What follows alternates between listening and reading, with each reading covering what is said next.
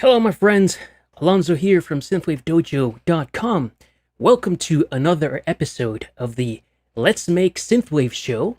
Today, on episode 11, what we're going to be doing is creating music live for you in the style of the German synthwave retrowave artist Compilerbau.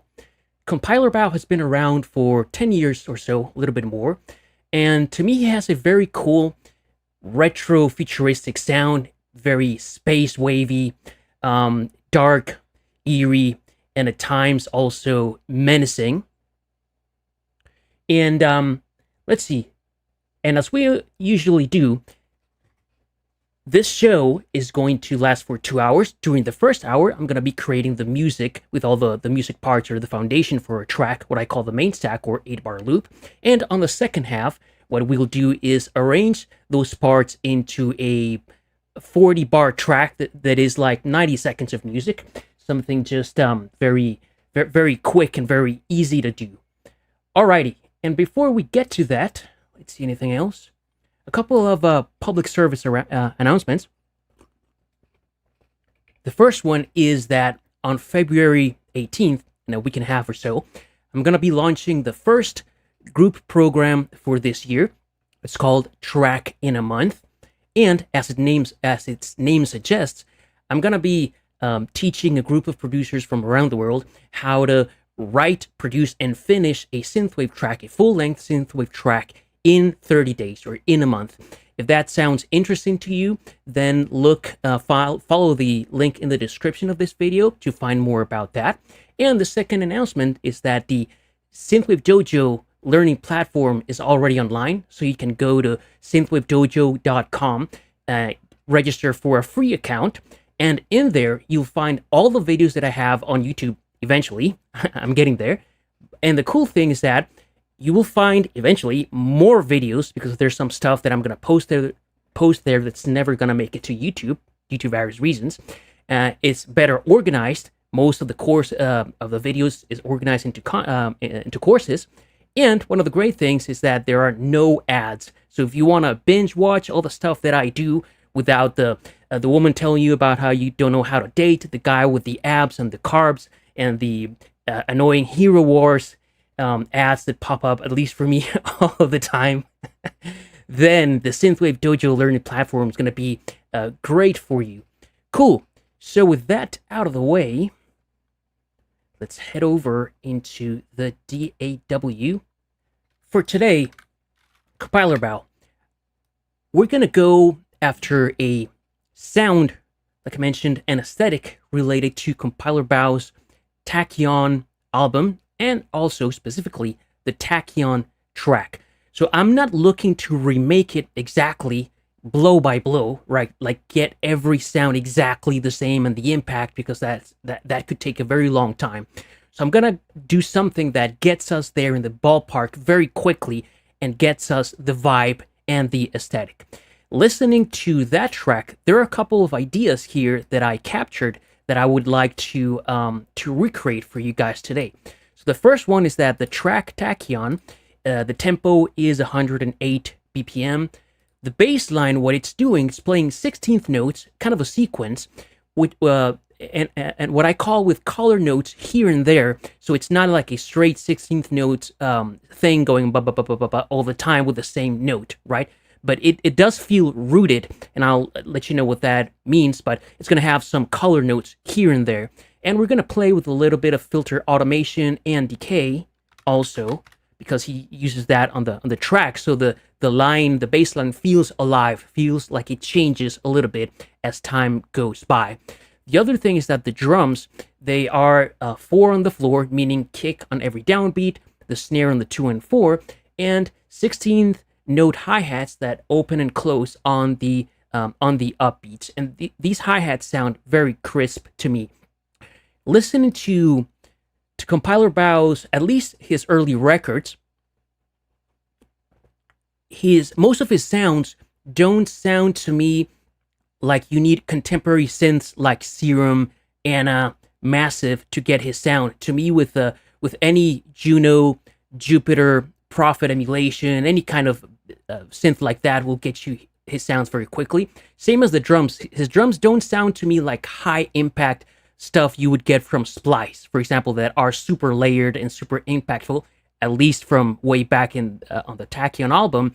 So if you have 707 drums, Lin 9000, that kind of thing will work very well. So get your and all of these drum samples that I'm going to be using today are included in the Synthwave Dojo drum machine sample pack, which you can get at synthwavedojo.com/downloads.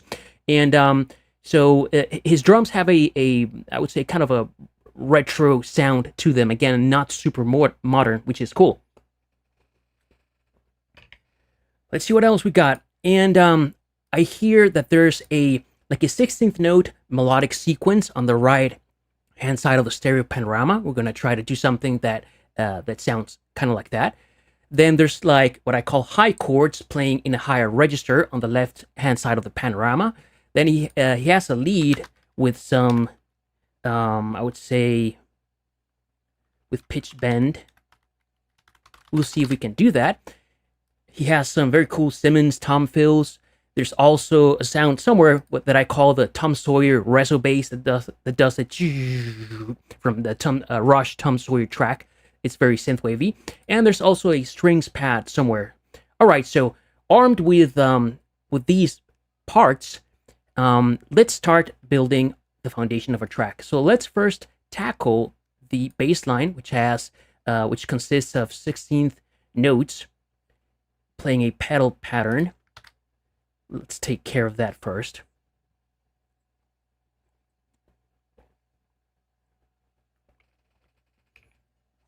Thank you very much, guys, for being here and showing your support. I see Synthwave Dojo community members in the house. All right. So, first things first, our tempo is 108 BPM. Our key or scale for today is E minor. Very easy. All natural keys except for F sharp. That's the only accidental we have. And for our bass today, I'm going to be using the Korg Poly 6 and the Fat Line bass patch, which again is something that's used and abused in synthwave a lot. You can recreate this sound with on the Jupiter, the Prophet, and the Juno to varying degrees and results, but this is our basic patch. Very synthwave. Okay, what I'm going to do now is extend this to 4 bars, and let's work on our loop.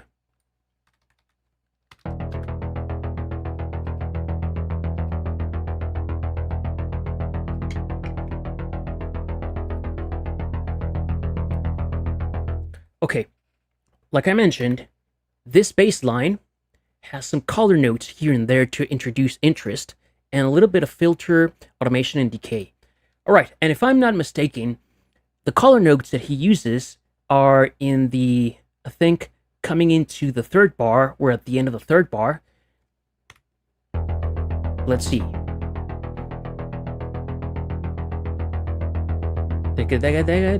Something like that. All right, so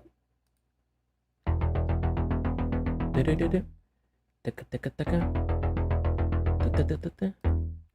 could do something like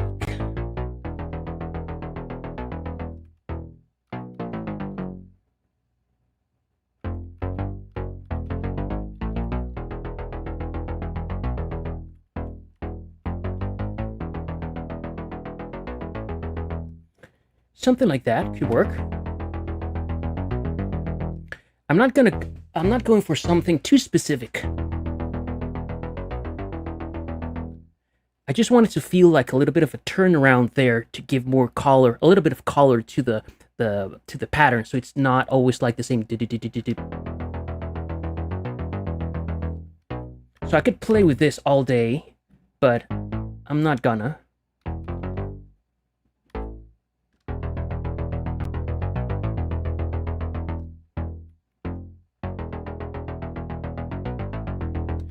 That'll work just fine. Okay, so this is the first part of our bass line.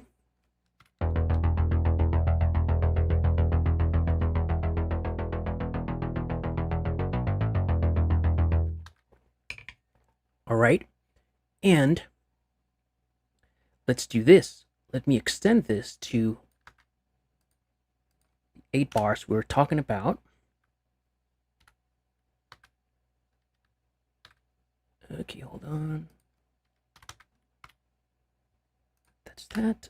Okay, let me just duplicate this. And let's work on the automation so we can have that going right from the start. Okay, the chord polysix, I don't have an LFO that works on the decay. So this is an emulation of a chord polysix from the 80s. So the modulation routes or the modulation capabilities are limited, same as on the original. I do have an LFO to tweak the filter cutoff. I can't tweak the decay, but what I'll do is just create an automation lane for that. Let's see.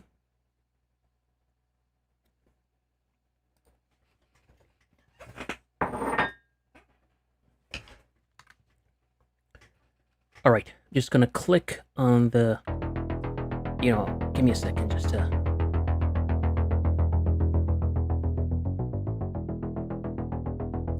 There, okay, I'm gonna click on the decay, create an automation lane with a keyboard shortcut. Okay, that's our automation lane. And what I wanna do is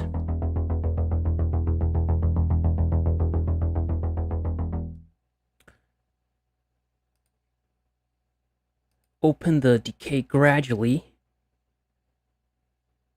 Not sure where, maybe here towards the end of the phrase. What I could do is pull this one down, pull this one up.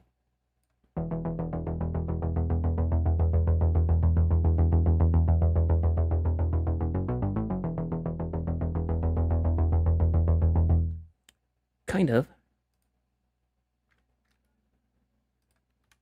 Very quickly, let's do something.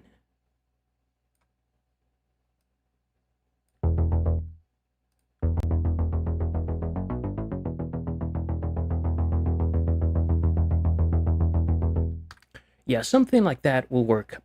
I'm not trying to go crazy with this, just to introduce a little bit of movement.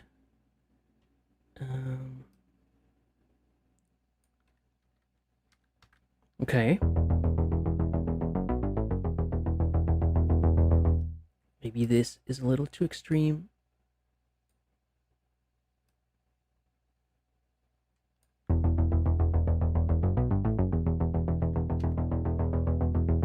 Yeah, that'll work. We can tweak it later if we wanted to. And the other thing, maybe I want to give the filter frequency a little bit of movement, but like every 4 bars or so.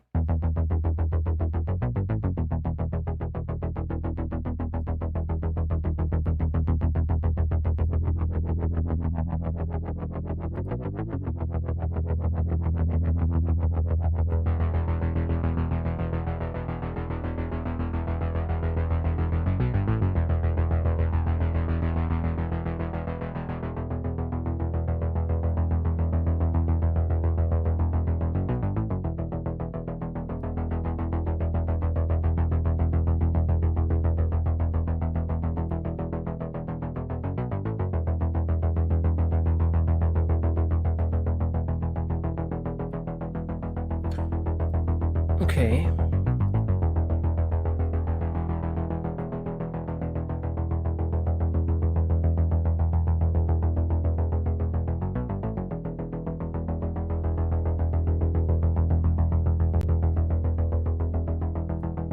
I think there we are having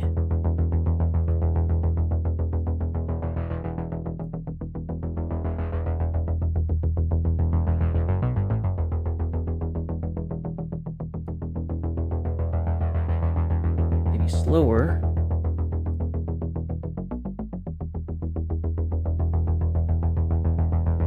And not so much.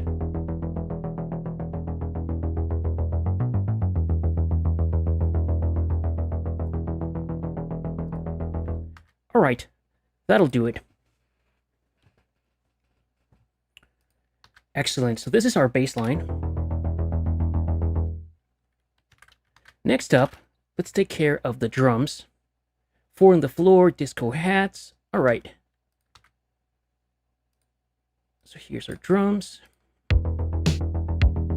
This is just a 707 drum samples, like I mentioned, from the Synthwave Dojo drum machine sample pack, which is available for free. This is the kick, snare, closed hat, open hat, clap, crash. These toms are from Simmons drum sample pack. And this tambourine. All right, and a 4 on the floor pattern is very easy to make. It's simply a kick on every downbeat with a snare hitting 2 and 4. But what we can do here is just bring the velocity of the kick hits that line up with the snare, so on the 2 and 4, just a little bit. So we still get the heaviness of the kick, but it's not like overpowering the snare. Okay, that'll work.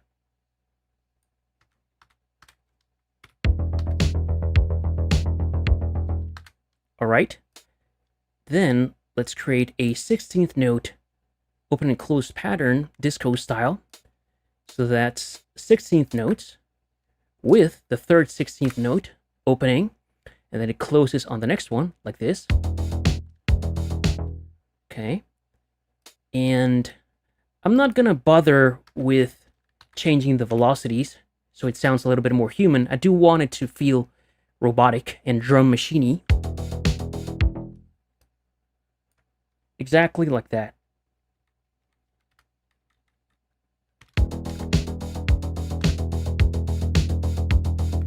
Cool. Now let's work on our mix just a little bit.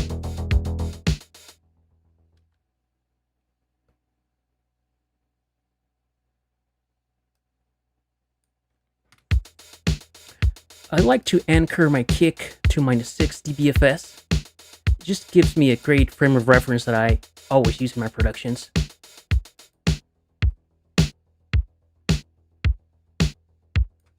Okay, the hats. The hats are panned a little bit off center to the left. And I want to give both my kicks and my snares, apply a little bit of compression.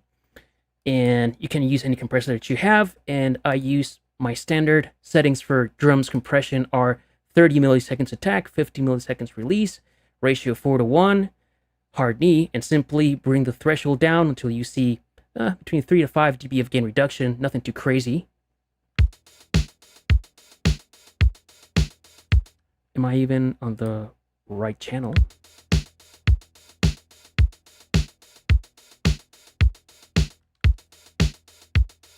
There you go. Just to give the kick a little bit more body and density. That's it. Same with the snare. Same settings. 30 milliseconds attack time, 50 milliseconds release, 4:1 ratio. And we'll bring this thing down.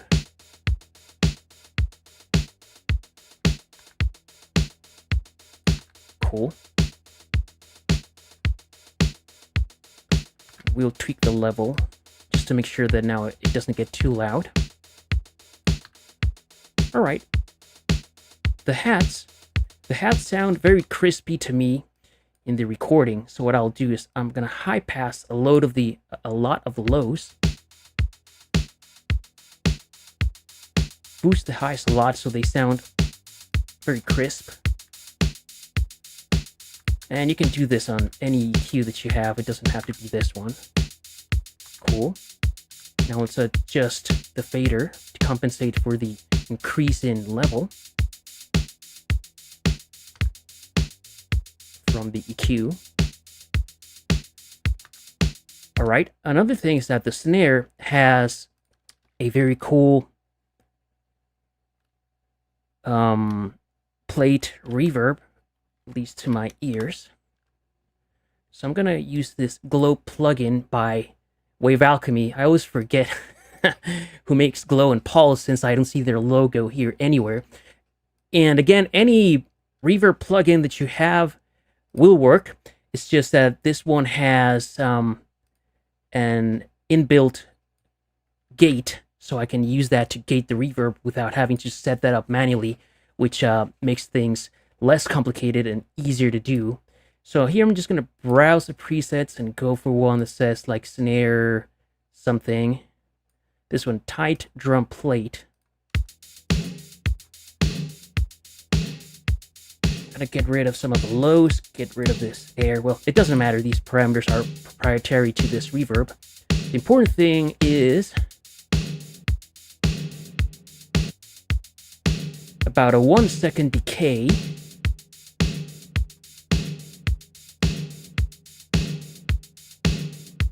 And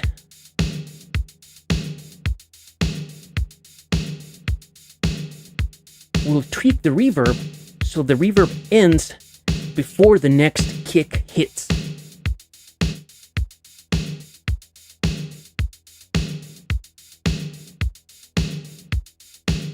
Like that. I want it to sound like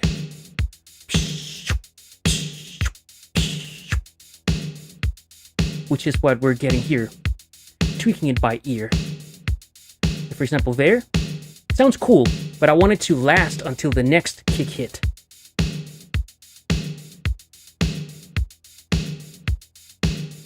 Cool. Now let's tweak the mix. That's like too much, obviously. Yeah, right there. It sounds cool.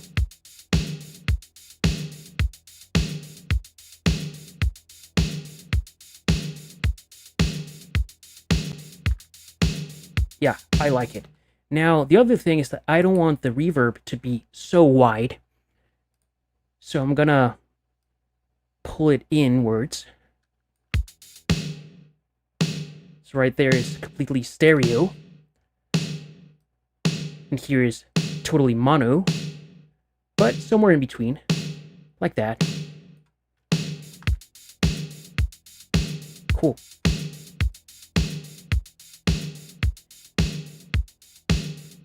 Let's bring in the bass.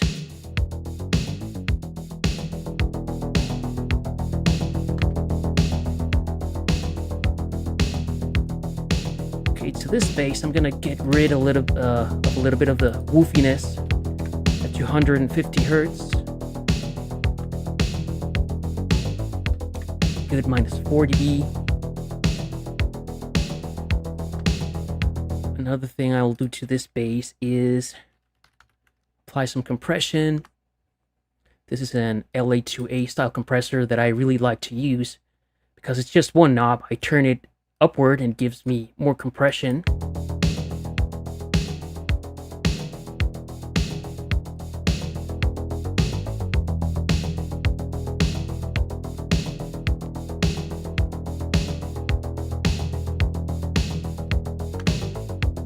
All right, easy peasy stuff.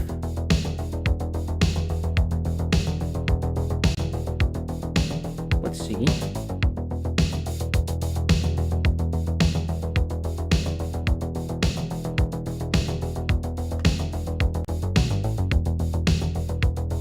Right there sounds good to me.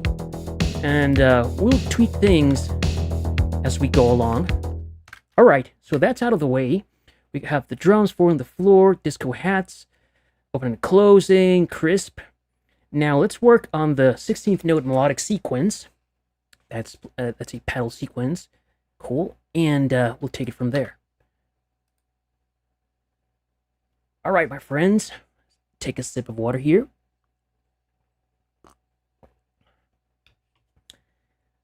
Excellent. And for these kinds of sounds, like I said, any Jupiter, Juno, Prophet emulation, any subtractive synth emulation that you have available will work just fine. For today, I just, I think I'm going to be using mostly Junos. We'll see. Okay, so I already have a Juno instantiated here. And for the sound, that I want to program, I want something that's very clean and crisp. So let me just get something going, and then we'll tweak it if we need to later.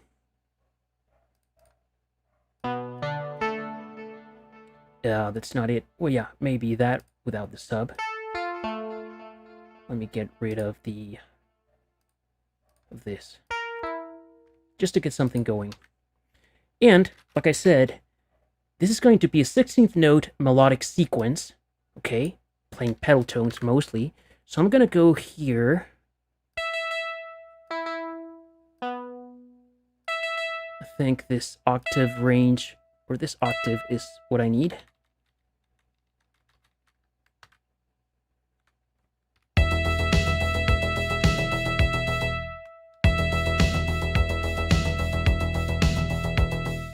All right. What I'm looking for here is, okay, first of all, let me make this a little bit more staccato.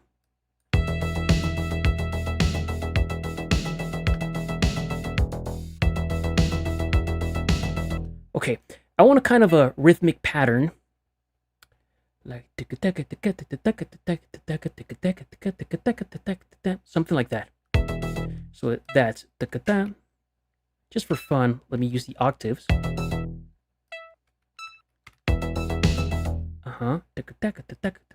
So like every 2 notes, we'll do this.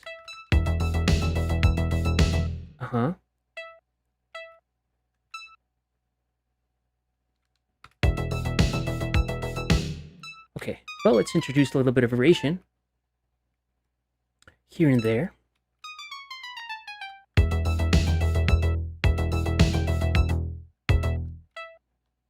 I don't like the octave jump here. And all of these notes that I'm using are tones from the scale, obviously. And I'm trying to use both chord tones and non-chord tones. So the chord tones in E minor are E, G, and B, and non-chord tones is everything else. Remember that we have F sharp in this key. Okay, so I like the timing and the rhythm, but let me just work on the notes.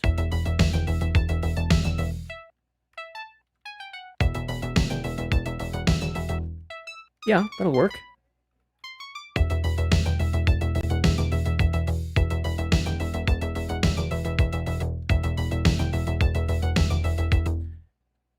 Cool. Let me duplicate this and introduce a little bit of variation the second time around.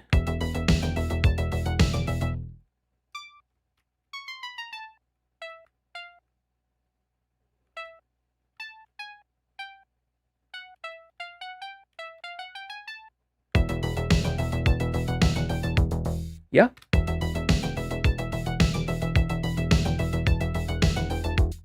I like it.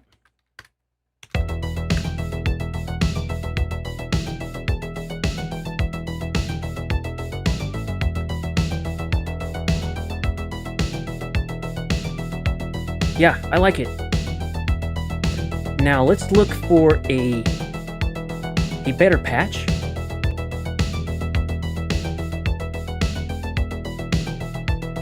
I think I want something plucky for sure.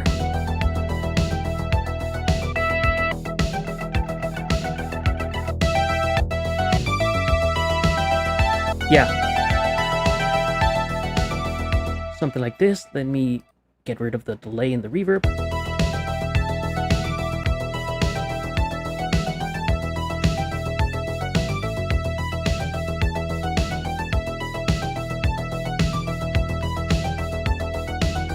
Sounds cool to me.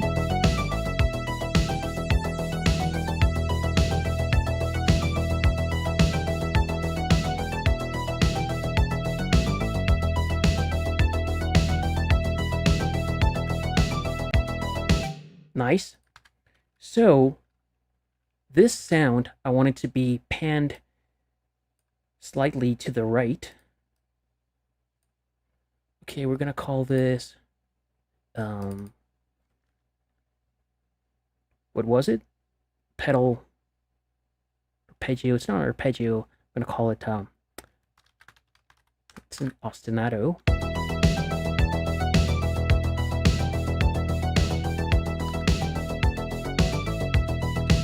Cool. So far, so good, my friends. So that's the 16th note melodic sequence. Let's take care of the chords, the lead, the Simmons toms, and the rest of the stuff. Hey, you know what? Let's work on the Tom Sawyer reso bass. So let me call this reso bass. Ooh, reso. We're gonna play a note here. And for now, okay, and this kind of sound we're going for, I don't remember if I have a patch, custom-made patch for that, but I think we can create one fairly quickly. Okay, so first things first, we're gonna go with a sawtooth wave as our sound source. Let's bring the filter cutoff down, the envelope up just a little bit, the resonance, the chorus, no release. I don't want any sustain, and I want the decay to control the falling of the resonance. Okay, what's going on? Let me mute this ostinato for now. All right, let's see where we are.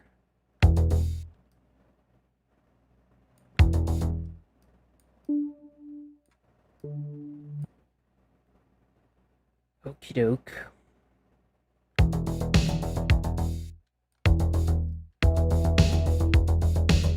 All right. Yeah, I think the filter was too further down.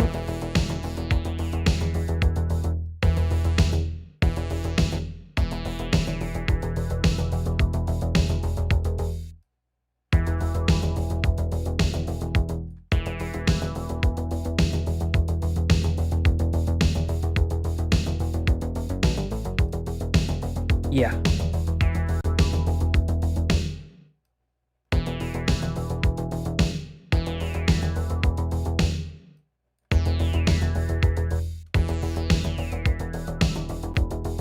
Too much resonance.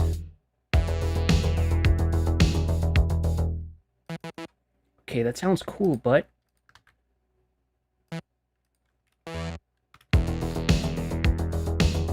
okay, better.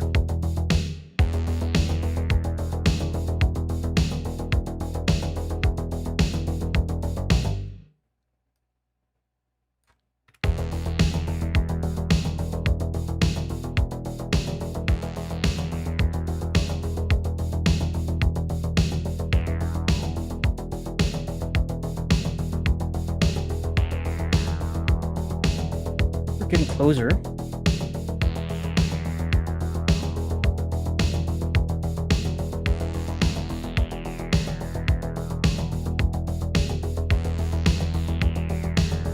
All right.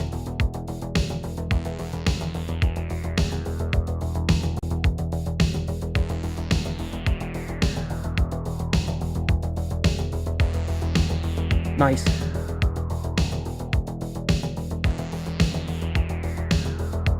Okay, and following MacGyver's rule, we're gonna use what we have and make decisions quickly, keep moving. I like it. Now, one thing I'm gonna do is, I know that I don't want it to overlap my bass. I'm gonna apply high pass around 250 or so hertz. And I'm gonna chop off a little bit of the highs. And the other thing is that I don't want that thing to be straight in the middle, so I'm going to use the Has effect via a delay plugin to pan the dry signal to the left and introduce just one delay without repeats on the right with a 20 millisecond delay or so.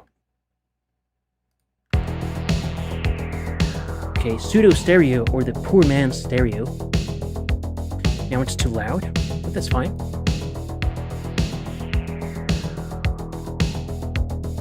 Cool.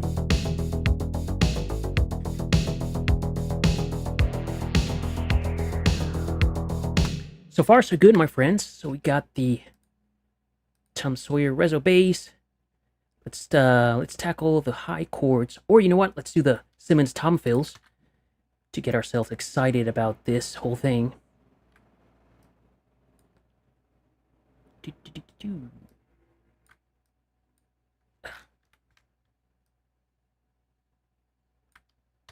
Okay, toms.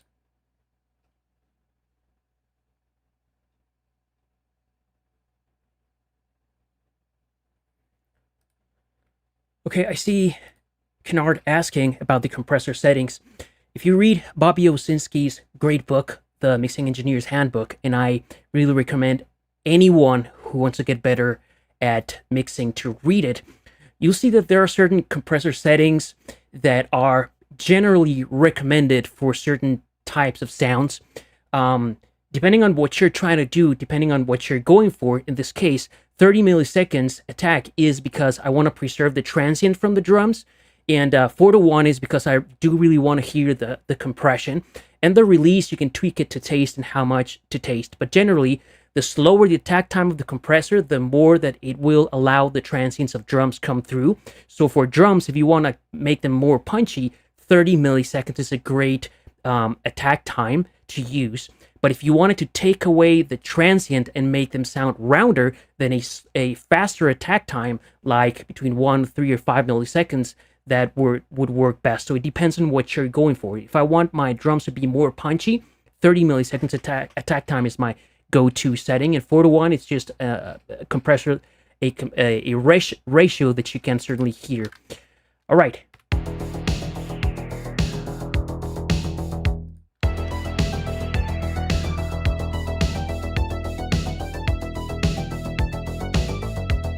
We're making great progress here, my friends. Oh, and before we tackle the toms, let me use the crash here. Okay.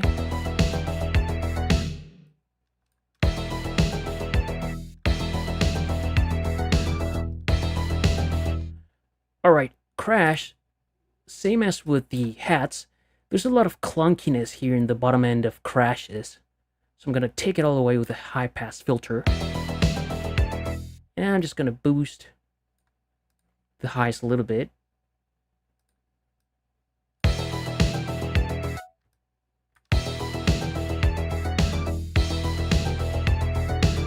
Alright.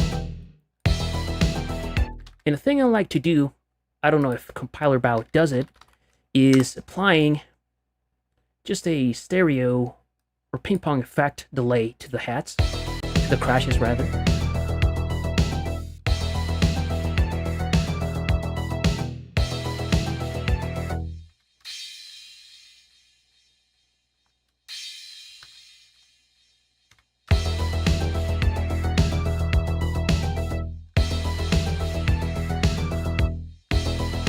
Just tweaking the mix here, high cut and low cut.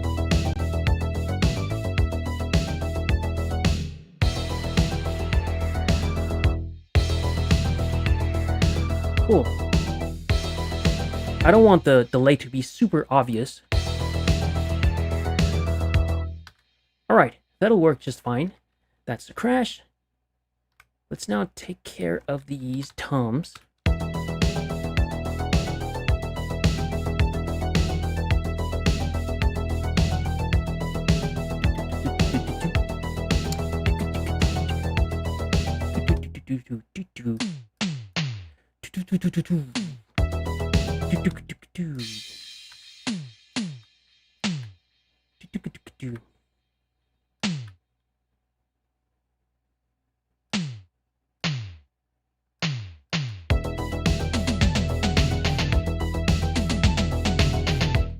I like it.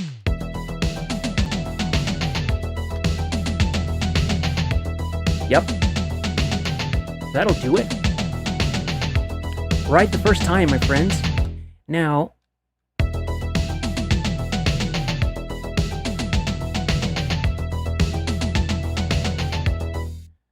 the toms may be a little loud, so what I'm gonna do is create a like a group a VCA fader in Studio One, so I can control the level of the toms with this single fader.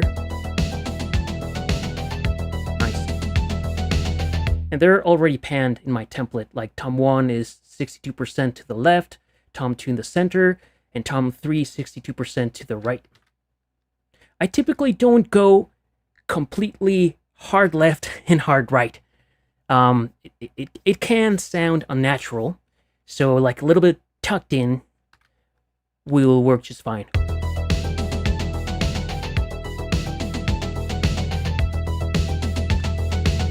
Very cool.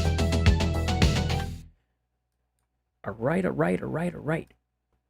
Now, the toms are missing a little bit of reverb, the same as the crash and some of the other elements in the drums, and we'll tackle that very soon. Okay, so we got our Simmons tom fills. Let's work on these high chords and the lead. Let me loop this thing. This is going to be our chords.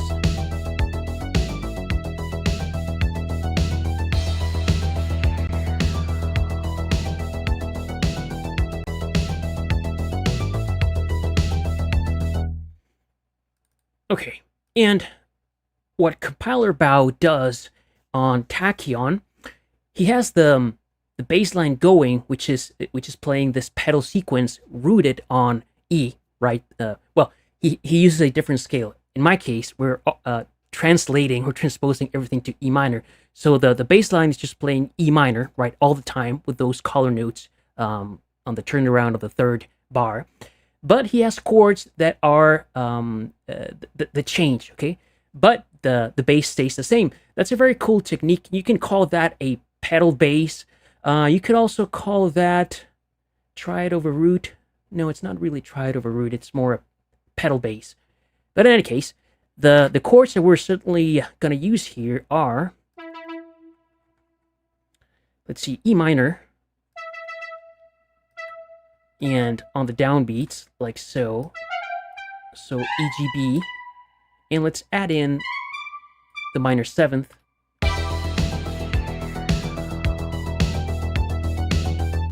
And on the third bar,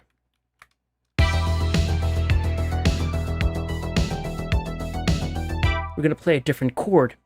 And in this case, we could go down to D. It's going to sound nice.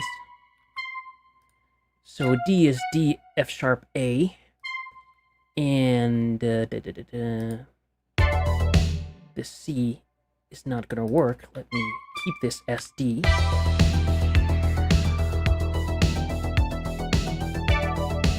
Nice.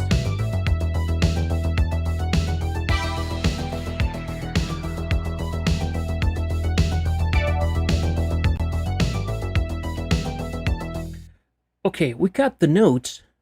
Let's work on the song. The patch. Mint sound. Alright, if I recall, these are some keys that have sustain and possibly some phasing or flanging, don't remember what. But let's see if we can find something interesting as a starting point. And all these are my custom patches that I've made over time. My MIDI controller is in the shop. Actually, I bought a new one. It's on its way to getting here. But very frequently, I just sit down at my computer, play with the MIDI controller, fire up a synth like the Juno, Jupiter, or the OBX emulations, and just spend 15 to 20 minutes tweaking sounds. And when I find a sound that I like, I just save it as a preset. So over time, you see that at least on the Juno, I have so many presets that I've made that I could create 100 tracks using only my custom Juno presets. In any case, I'm looking for something that's that I categorized as keys.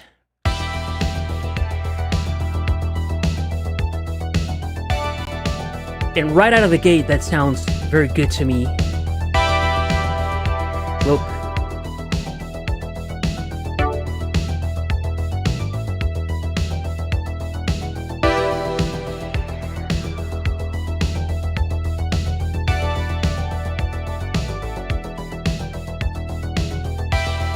I'm gonna use these awesome keys. Gonna get rid of the delay.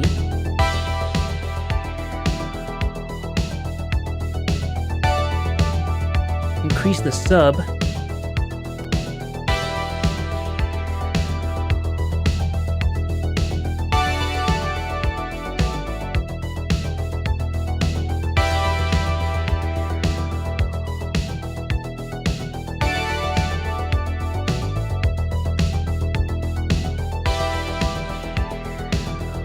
Yeah, this sounds good to me.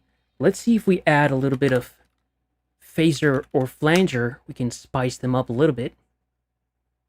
Any phaser, flanger plugin you have will work.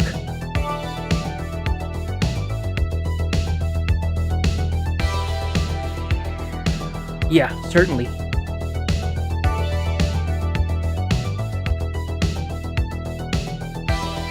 Let's pan this a little bit to the left.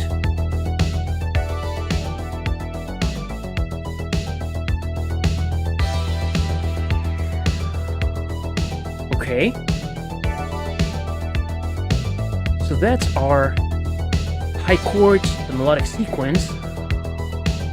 We only have the lead to go. But before we do that, let me add a little bit of reverb to my synths. And one of the strategies that I really like to do is to create a single reverb send aux track, whatever it's called in your DAW. So I have one reverb plugin and send all my synths into that same reverb plugin. So it serves as a gluing agent to the whole thing. Yeah, DX7 stab would certainly work. Murphy's Law, thank you.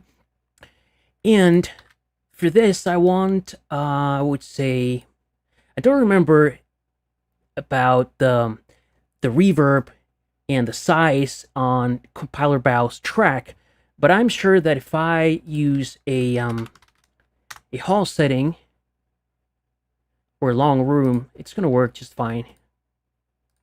So I'm going to fire up Pulse, which is a great plugin by Wave Alchemy. I love how it looks. I love how it sounds. But again, any delay reverb plugin that has hall or chamber sounds is going to work. I'm going to set it to 100% since it's on my aux track or return channel. And I'm going to give it a little bit of pre-delay. Alright, so I'm going to send from my synths into that synth verb. Without it, very dry and in your face. With it, creates a lot of ambience right out of the gate.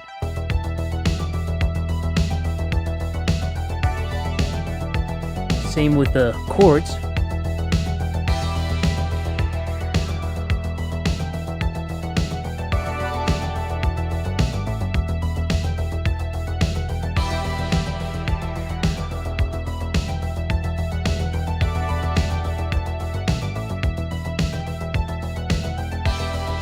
Cool. One thing I like to do on my reverbs is definitely high pass the low end. I don't want the reverb to muddy up my mix. Typically 250 or 300 hertz works. And I also want to bracket this reverb by applying a high pass and a low pass, because the high end of reverbs tend to sound bad in most cases, like very metallic-y and very cheap. So if you filter out some of the the high end, it helps the reverb sound better. And what I'm going to do while I'm doing this is use the same compressor, the LA2A emulation, to compress my ostinato synth to give it a little bit more body, and so it stays exactly where it is without any level fluctuations. So I just raise the peak reduction knob until I get between 5 to 7 dB of gain reduction. That's enough. I don't want to go crazy with it.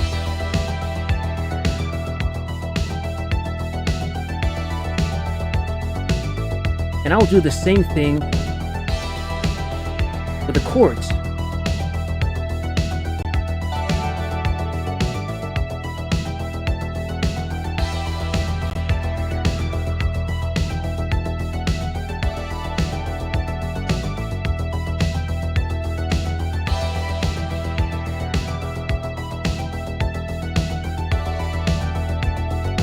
All right. We're in great shape.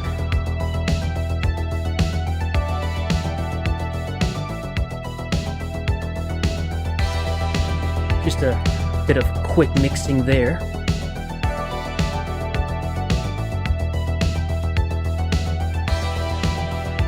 I also want to apply high pass to my chords. I don't want their low end. Yeah, let's bracket this thing while we're at it.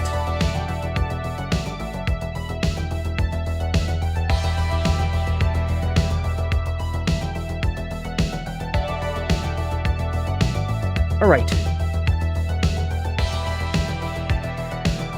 A little bit more mixing.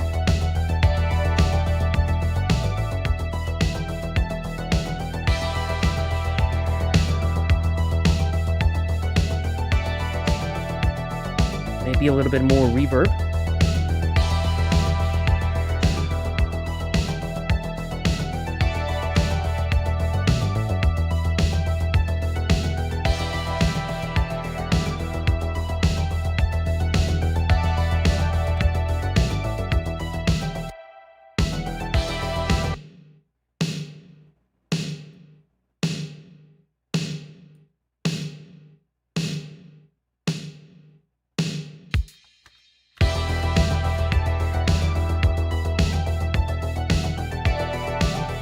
All right.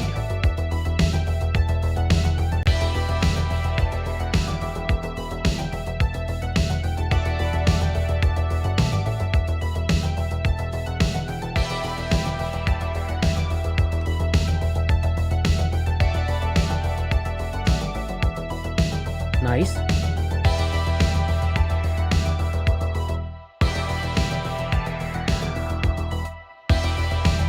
Our reso bass was getting lost in the mix there a little bit. Nice.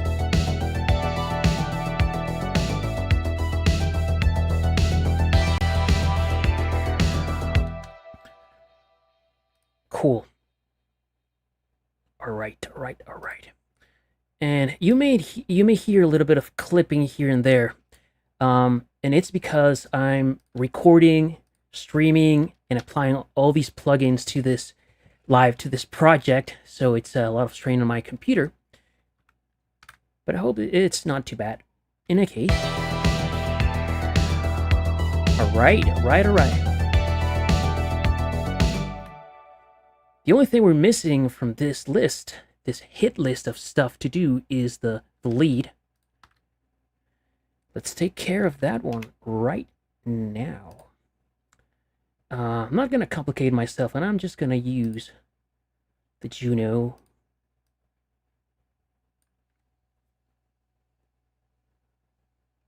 Okay, first things first, a little bit of housekeeping. I'm going to drop this in my synths folder. Make sure the output is set to my synth bus. I like to route all my synths into a synth bus so I can apply processing later down the line. The same as all my drums, they go to the bass and the drums, they all go to this drum bus. All right, so this is the lead synth bus, and we got a Juno.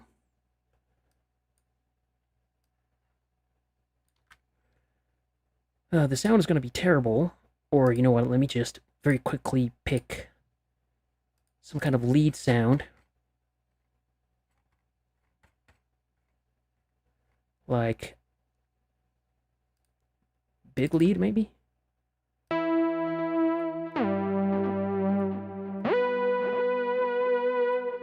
Okay, I think for now that's going to work. I'll tweak it later. MacGyver's rule. Use what you have, make decisions quickly.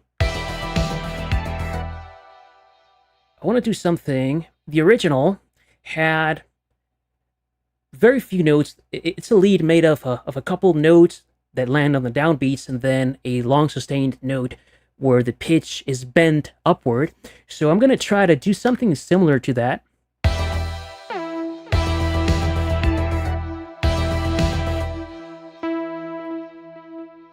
And I'll tweak the preset later.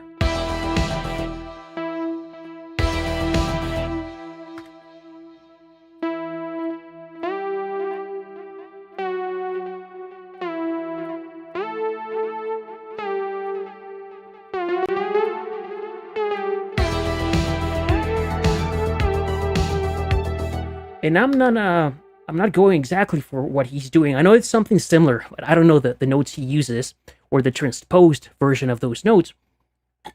But I remember it does something like bum, bum, bum, bum, bum. So exactly that's what we're gonna try to do today.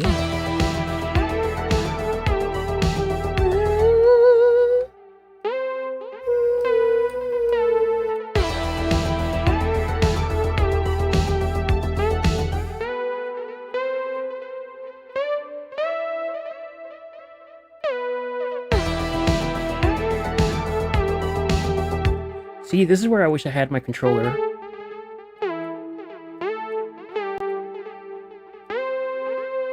That's the note I was looking for. No.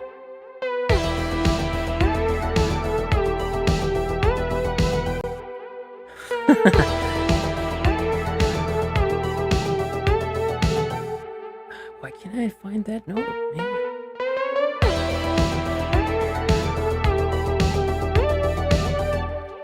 Yeah, that's the note I think I was going for.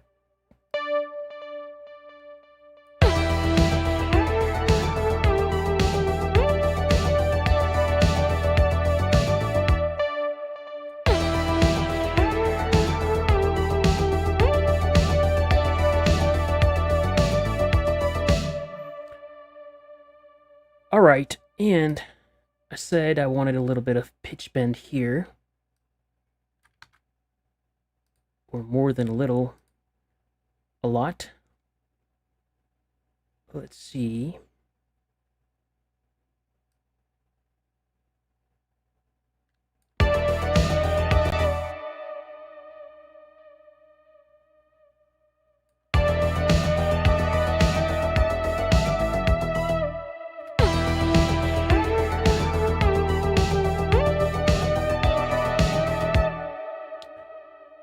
Taking too long to get there.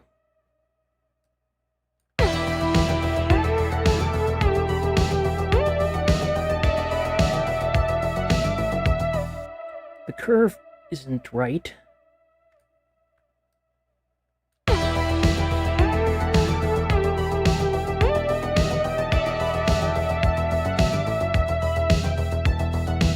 Yeah, I think that'll work.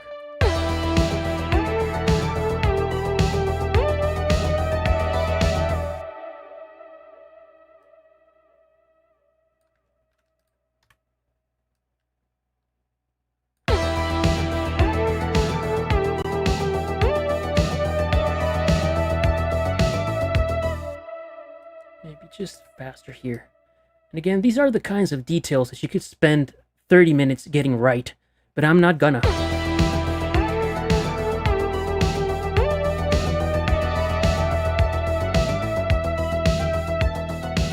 Cool. Good enough is good enough for today. MacGyver's rule. Now let's work on the patch. Let's see.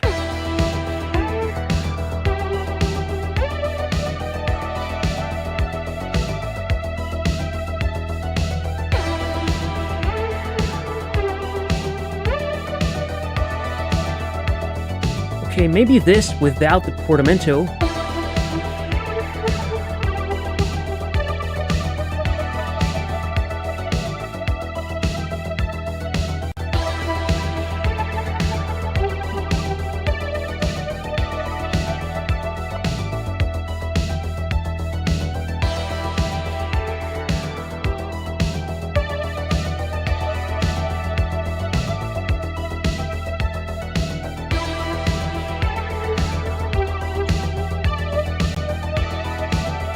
think we're getting there.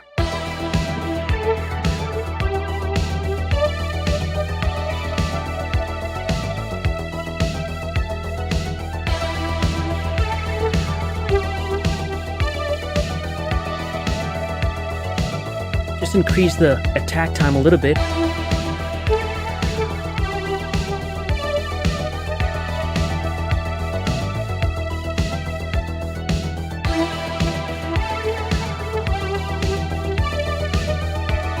Okay, hold on, this unison is kind of killing me. Let's go with 3 voices.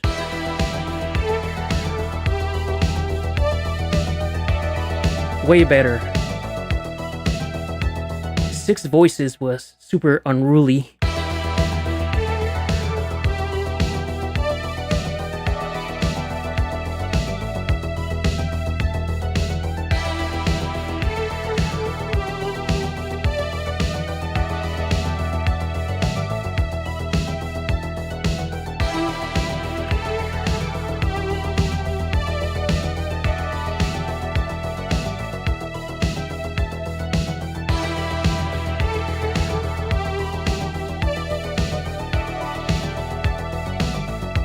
Okay.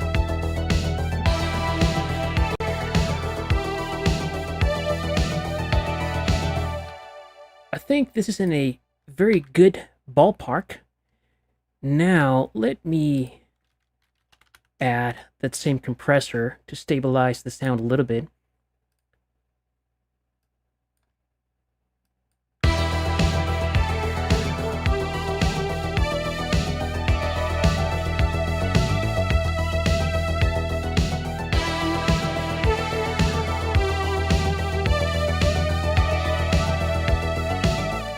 Let me also add a little bit of saturation for grit. Any saturation plugin you have will work just fine.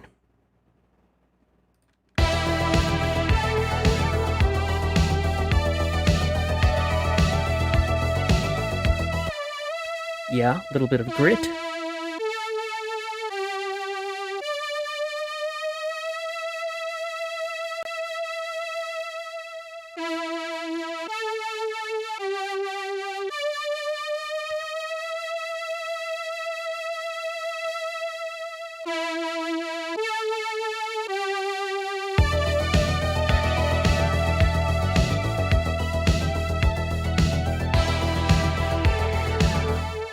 All right, let's send the lead to our synth's verb.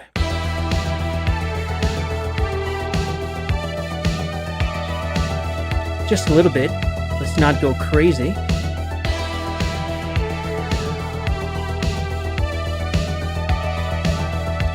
And let's apply some delay.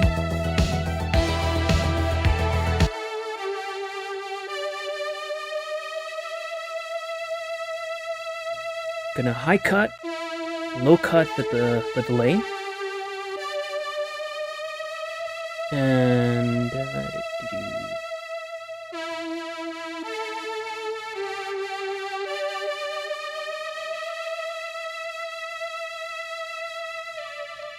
I don't want the delay for the lead to be panned too hard left and right, because we have the ostinato thing and the chord, so I don't want to step on those guys' toes. So a very centered delay action will work fine.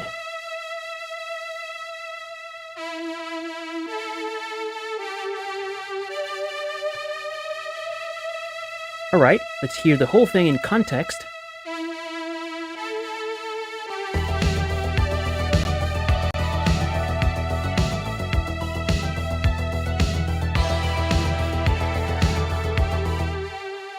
Okay, this is what we have. This is the rezzo, the ostinato, the chords, the drums. And let's listen to the whole thing before we take a break and then come back.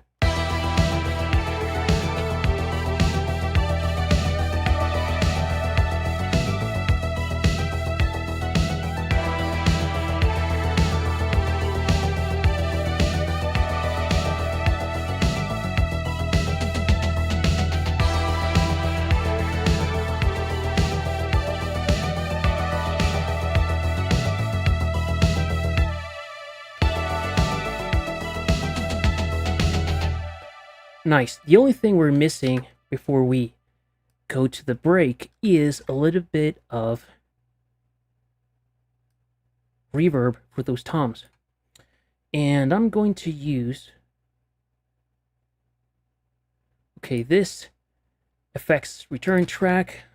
I'm going to use pulse one more time. I'm going to set it to plate, 100%, long, long, long, none of this, no pre-delay, and I will send from all my toms into that shared reverb.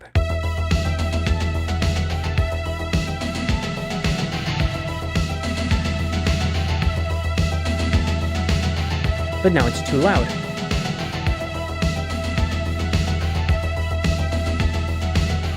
Okay, and let's pan the reverb sends. Otherwise, the reverb is going to be straight down the middle. And we lose our stereo perspective here. Nice.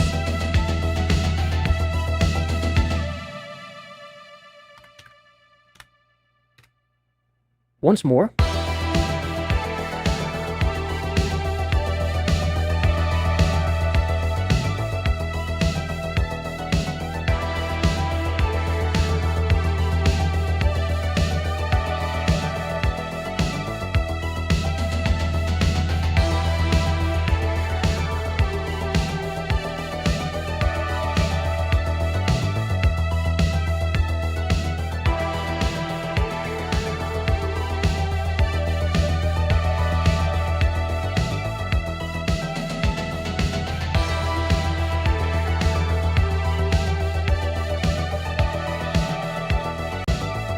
Just making some last minute mix changes.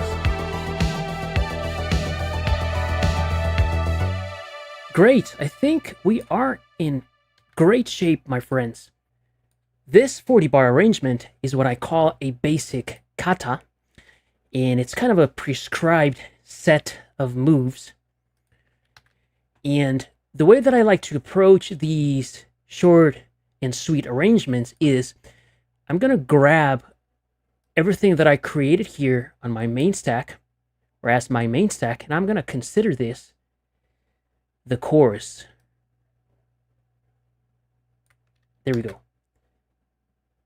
And then we're going to work our way forwards and backwards to create a little listener's journey that's satisfying for the listener by building things up, tearing them down, all within the confines of 40 bars, which goes by really quickly. And one idea that I had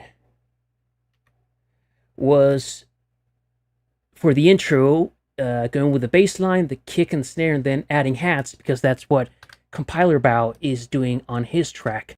So simply, I'm going to copy this over to here. Then let me copy over the drums.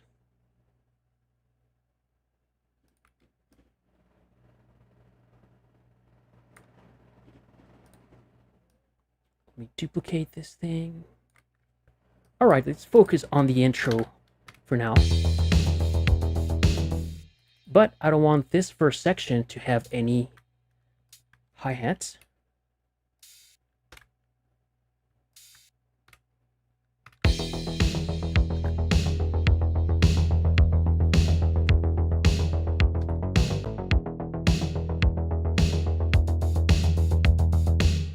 Here we could certainly use a crash, and possibly here just a snare accent.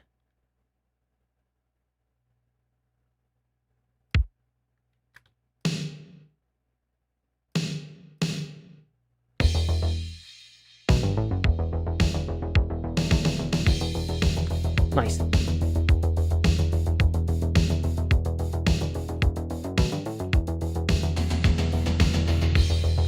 Cool. Very easy way to start a track.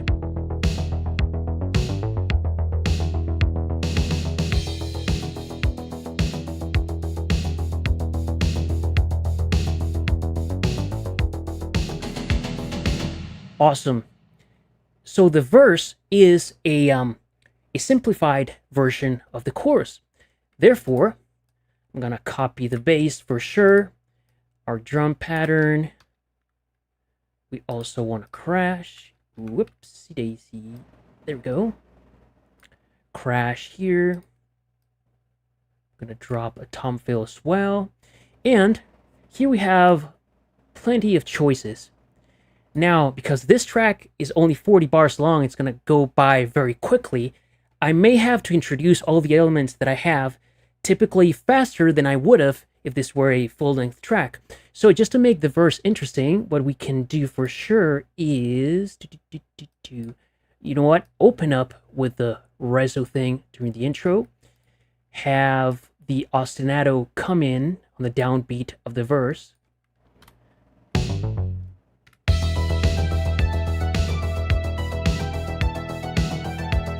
and have the chords come in halfway.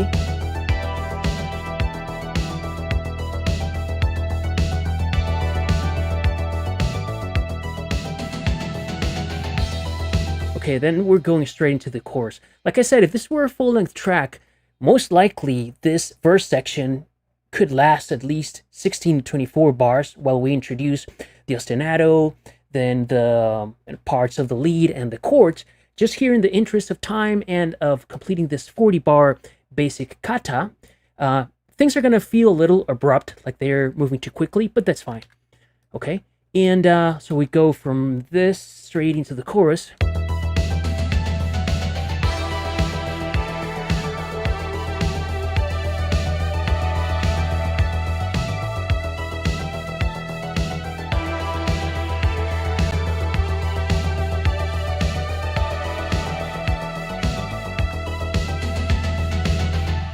You know what, for fun, and since it's early, at least for me, what we could do is go with 2 back-to-back sections of the chorus, and let me mute the chords.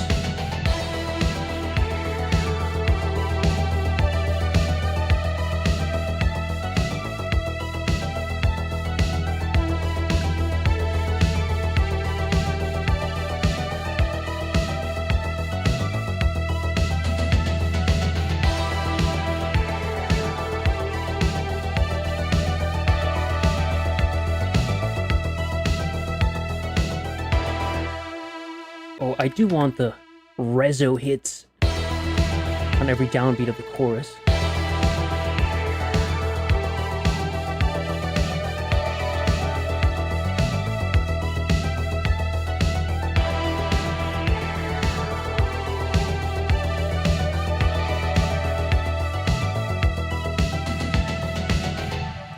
All right, we're in great shape.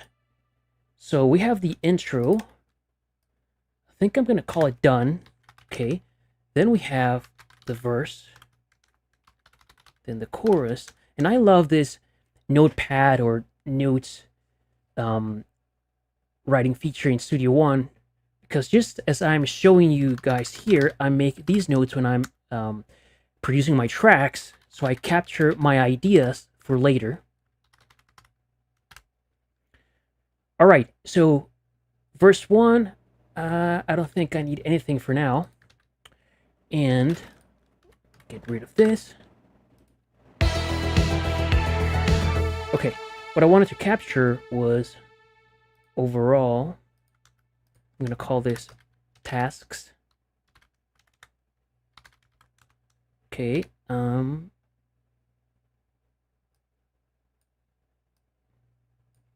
going to say alternate drum fills. Use snare fills. Okay. And that's for now, just so I don't forget about that. I think the chorus to me sounds pretty good.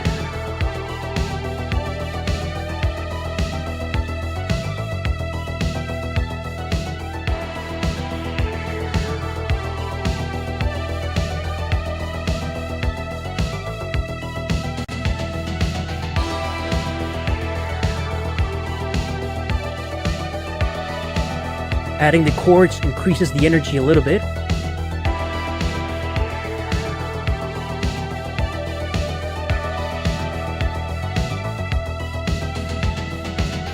Cool, now let's go into a bridge.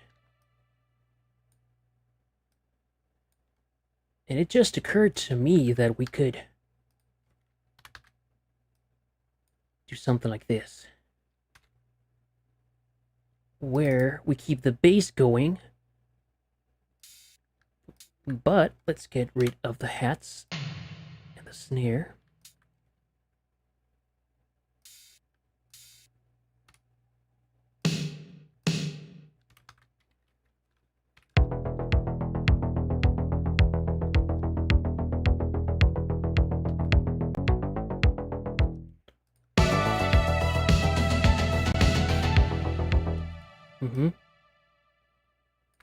What about a reso hit?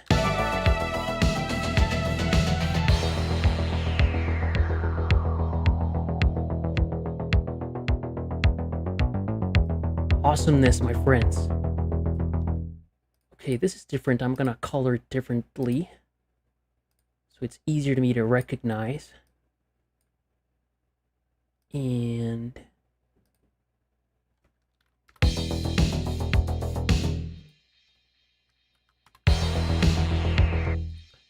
okay, this one as well is different from the others. And I'm gonna copy that over to here.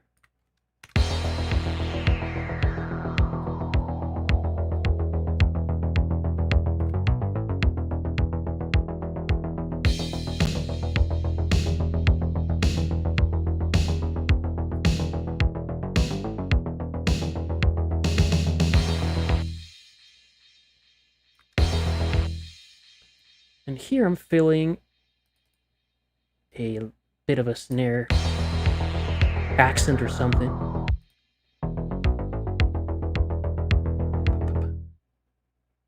Actually, toms.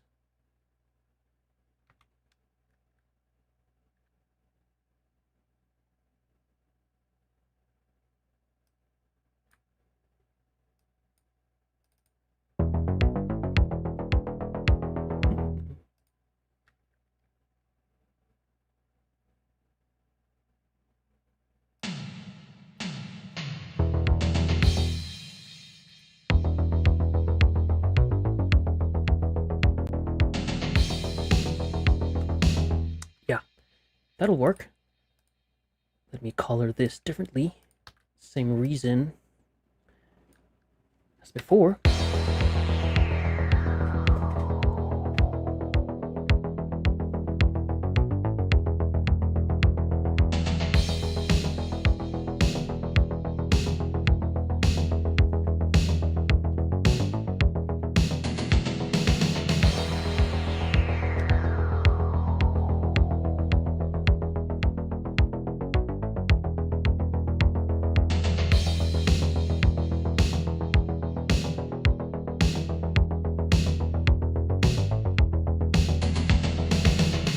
Okay, from here, you know what? We could splurge today, and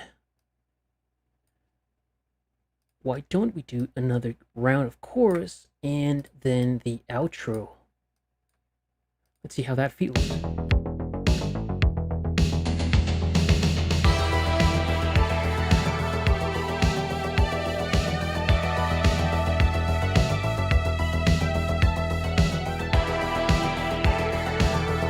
Feels good.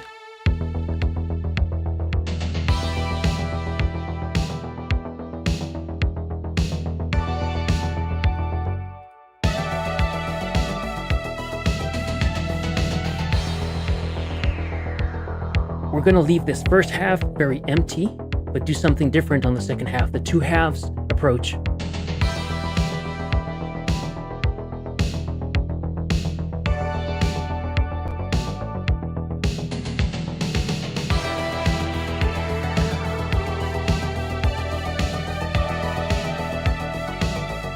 Nice.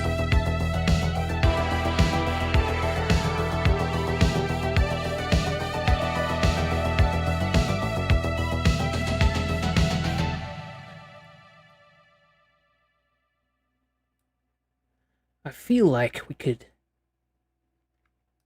go on just a little more. I've turned this from a 40 bar track into, I don't know, 60 or 70. I think we're gonna end up creating a full-length track here, guys. However, since we now have these two choruses back to back, I don't want to play them exactly the same. So what I'll do, because we have time, I'm going to create an additional element. That element is going to come in during the second half of the double chorus. But for now, let me do this. Let's take care of the outro.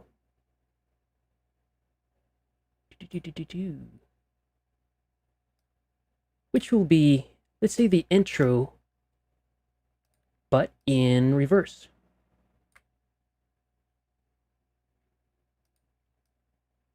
So very quickly, I know that I want my drums. So that's not what I wanted. Hold on. Okay.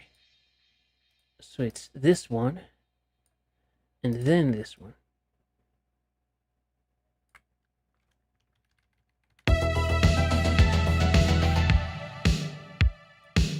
Yeah. Crash. Let's keep the bass going.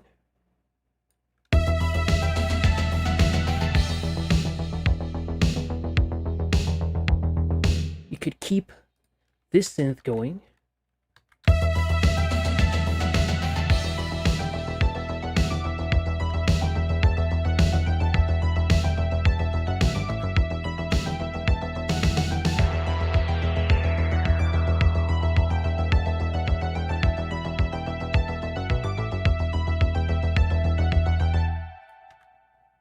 Very cool.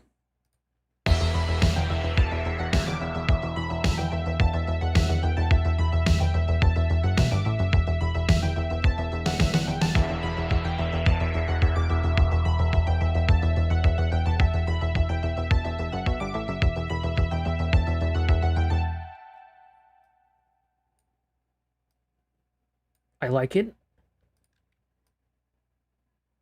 Simple, but effective.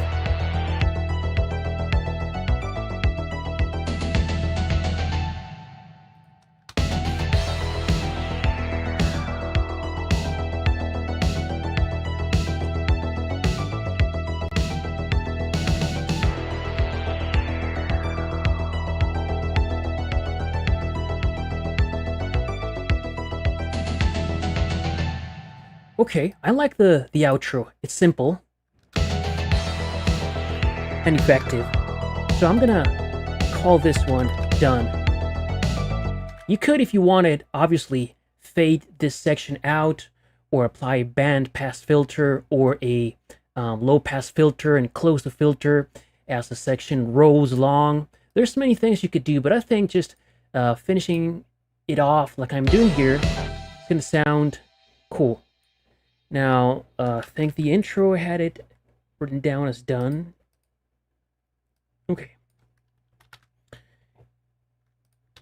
Let's review where we are, and before I forget, okay, we have still the tasks of alternating the drum fills using snare fills, and new part for second double chorus. All right.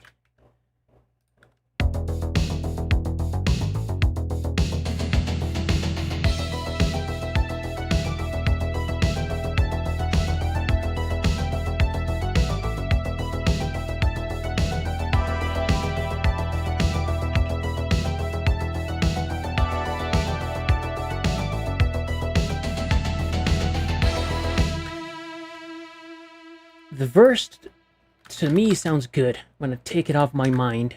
Done. Let's listen to the double chorus.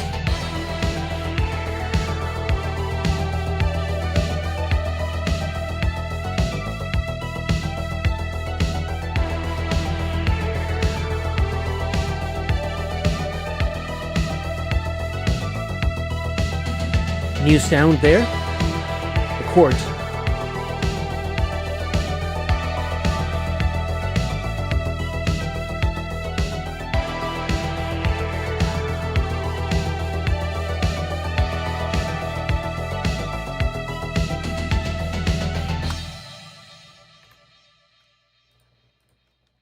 for me, this is done, except for the drum fills. Let's listen to the bridge.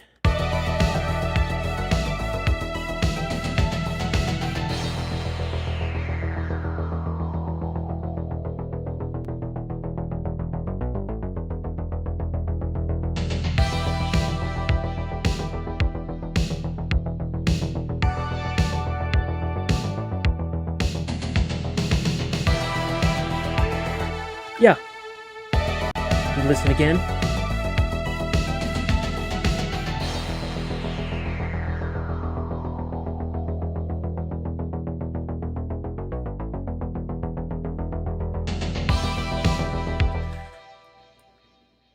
Maybe this drum fill should be a little longer. It feels a little abrupt.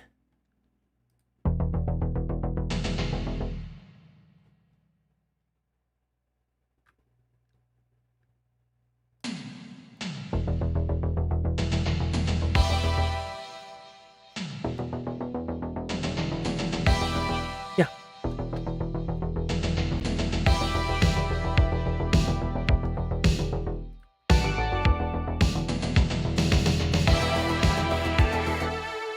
All in all, I like it. So the bridge is done, the outro is done. The only thing remaining here is to do a little bit of mixing and creating the new part for the second half of the double chorus right here.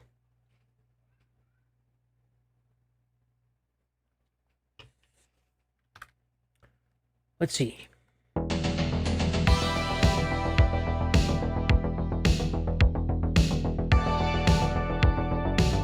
I see a suggestion here from Paul. Maybe drop the second snare, the snare in the second half of the bridge.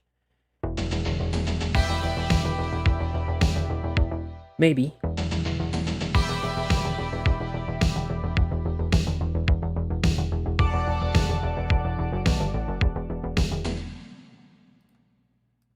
Let's see.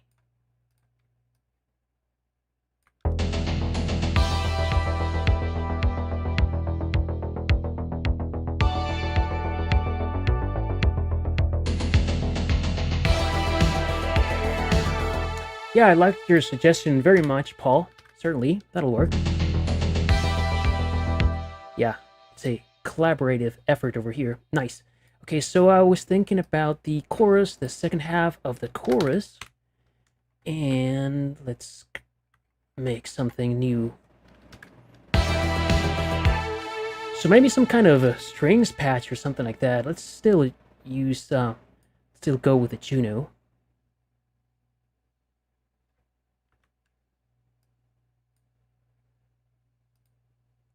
Synth verb.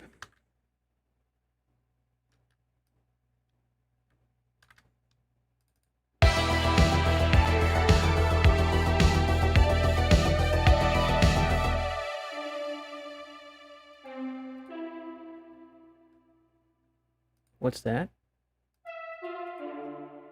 Really? Okay, some kind of strings patch. Keys or strings or a pad.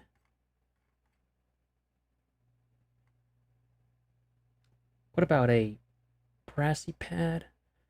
Oh, some pulse PWM strings.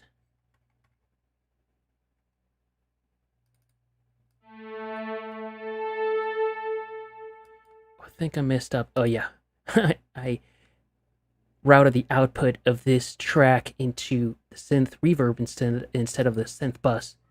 It happens to me frequently. I was like, why does this have so much reverb? All right.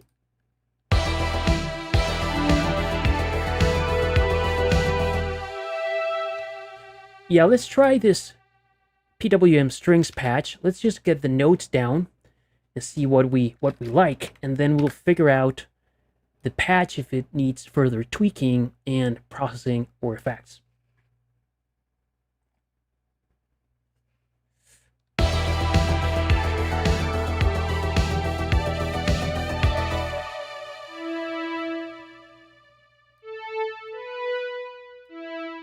I could play a chord, a triad, 3 notes, or a dyad, 2 notes, or just a single note.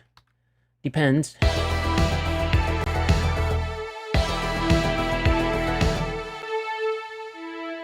Let's start with something easy. Whoops.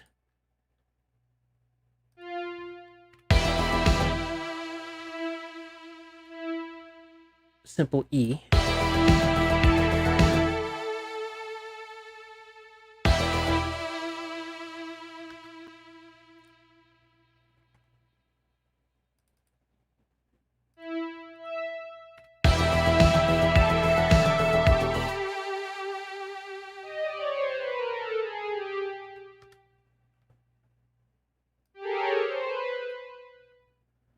I'm gonna use an inversion here. I just felt that this E is too low. This E is too high to start there, building my chord. Now it's obviously too loud.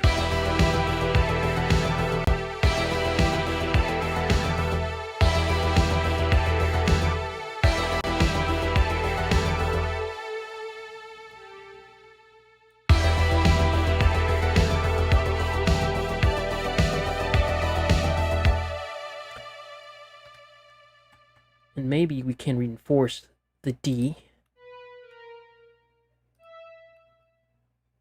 Whoops. F sharp, A, and D.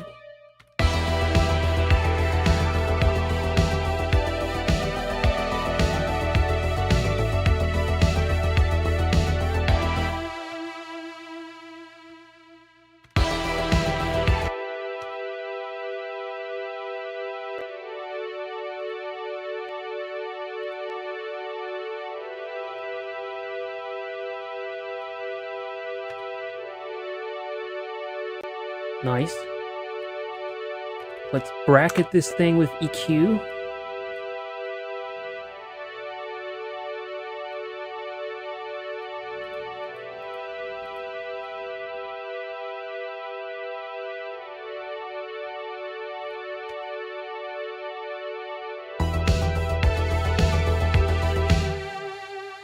Okay, let's see if we can make it fit.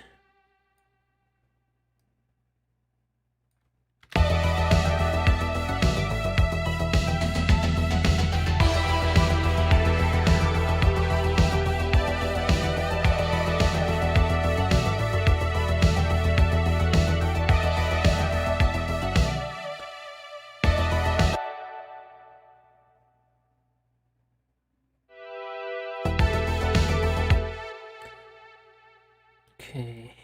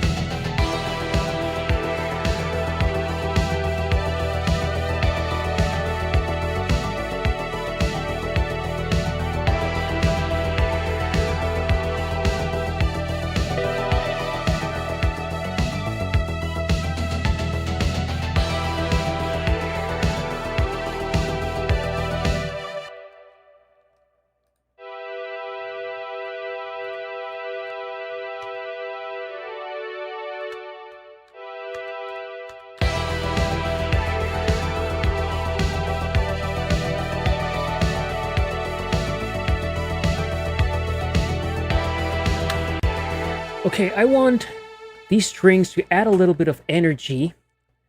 I don't want them to be super present. I just want to feel like we kick things up a notch a little bit. So it may still feel buried, but it's fine.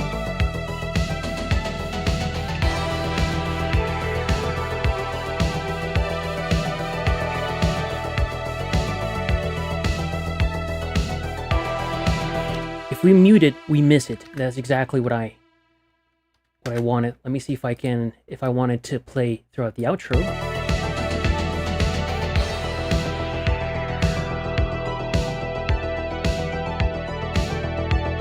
No.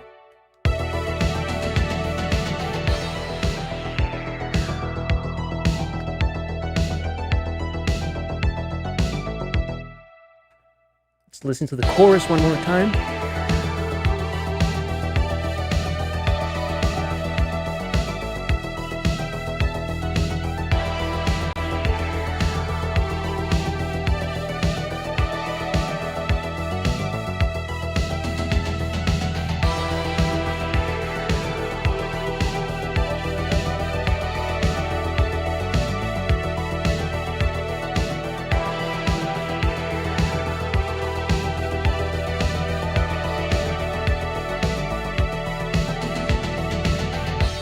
Yes, that will work.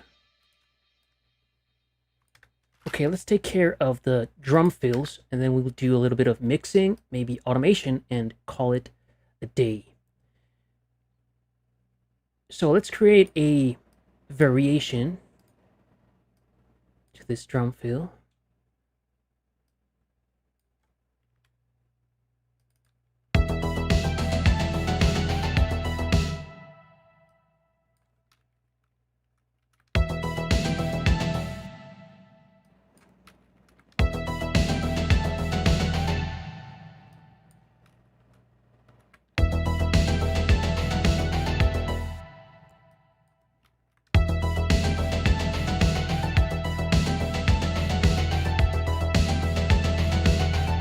I like it. I just took the same fill that I had and displaced the notes backward in time or forward in time? Forward in time, I think. In any case, I'm going to color this differently. Alright, and then I will just alternate blue, pink, pink, or magenta, if you want to get fancy. Then blue, magenta, blue, and yellow, maybe.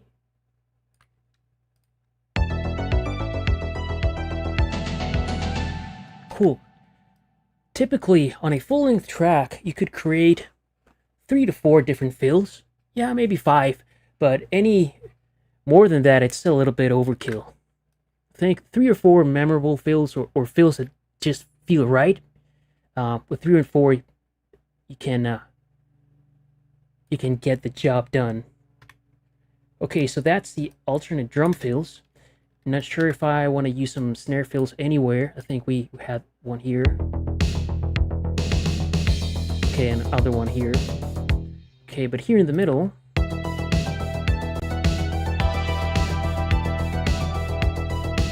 I don't think I need one. And here, either. And here we have one, I think. Yeah. Okay, so that's that for the snare fills. Now, in terms of tasks, let's do a quick mix, a quick processing of groups, and quick processing master fader, and maybe we'll use some automation here and there. Not sure yet. We'll see. Okay, I'm gonna go here to the most energetic section of the track, and I'm gonna loop it, and I'm gonna mix all the elements that I have here to where they sound good to me.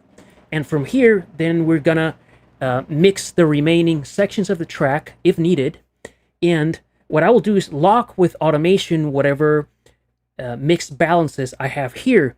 So if the mixed balance for whatever part needs to change somewhere else, I'm not going to undo what I did here in the chorus. So if you don't lock your mixed balances with automation lanes, what will happen is that you'll set it great here in the chorus, you go to the intro and mess with that, then you go back to the chorus and you go, why does my chorus now sound out of whack? And you're constantly going back and forth, undoing what you're doing. And that's why that trips a lot of people up about why mixing is so hard. And part of it is that they start maybe at the intro and they don't use automation to lock the parts that they're already happy with. So start on the most energetic section, like the chorus, and then work your way backwards and forwards from there. All right.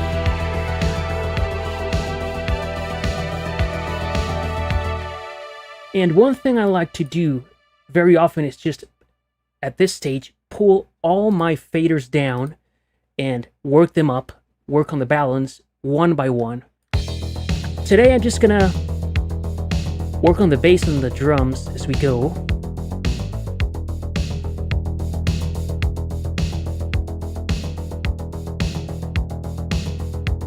I like these where they are.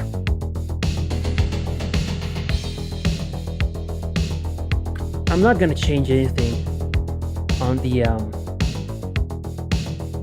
drums. But certainly what I can do is mute all of these synths.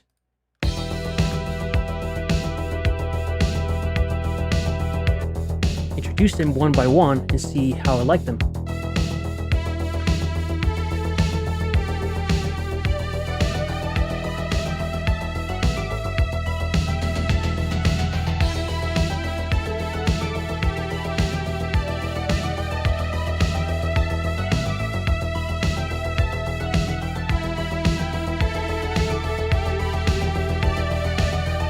Maybe give the lead a little bit more ambience with the reverb.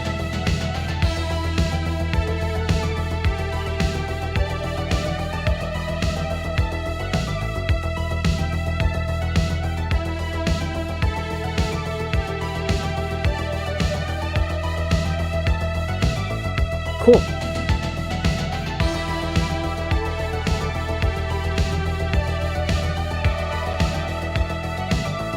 I want the chords to sound very similar in level to the ostinato, and be careful so these two guys, the ostinato and the chords, don't overpower the lead.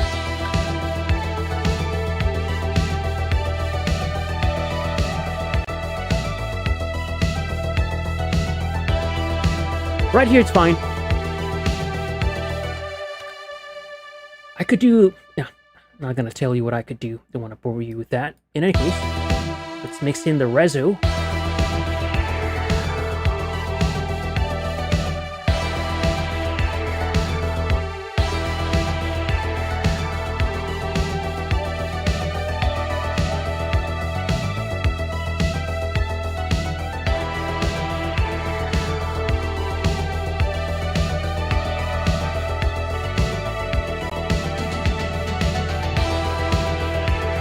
Immediately we feel the strings, right?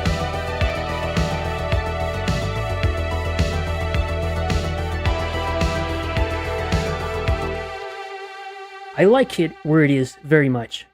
Now let me do this. Let me mute the synth verb. Come here to the drum bus. Apply some processing on this sucker.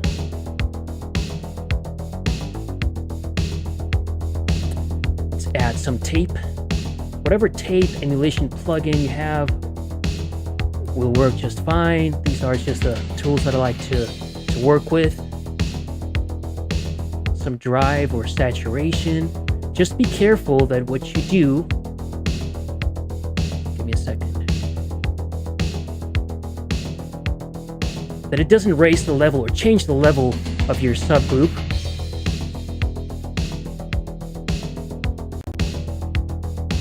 Right there.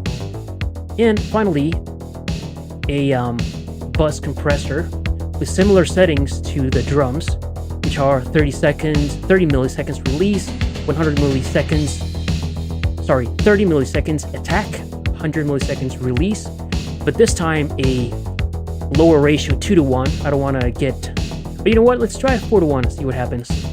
Let's be adventurous. Then I'm going to bring the threshold down till I see here 2 dB of gain reduction happening.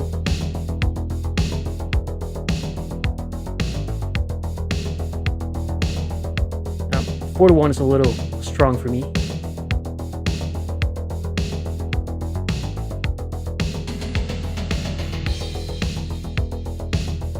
Without it, with it, it just gives the drums more punch, more body, more density.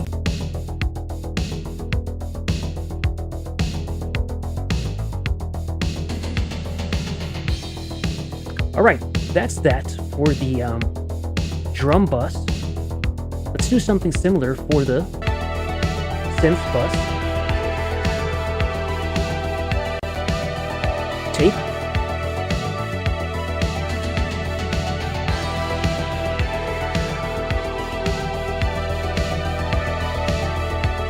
a little bit of drive.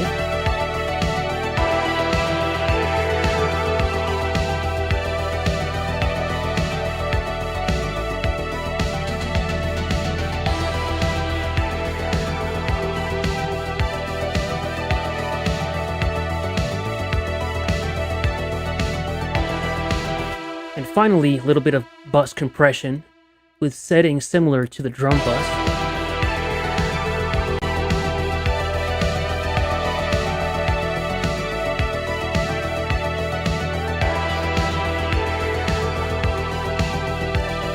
Get around 2 dB of gain reduction here.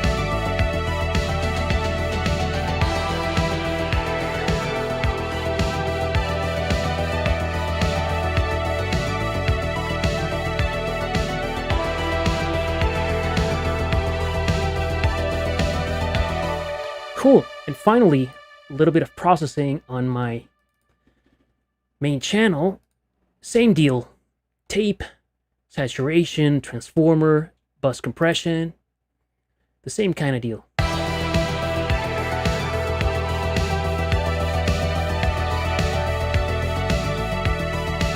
And little bits. A little bit goes a long way.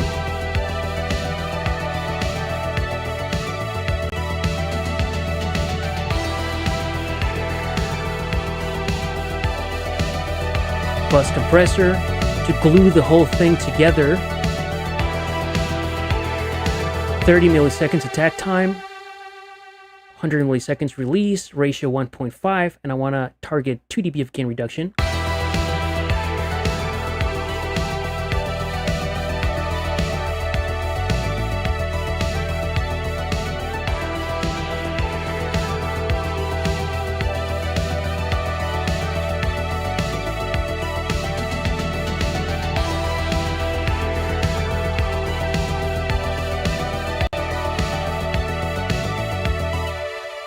This is starting to sound really good. Very thick and heavy. So I did the processing of the groups, the master fader, quick mix.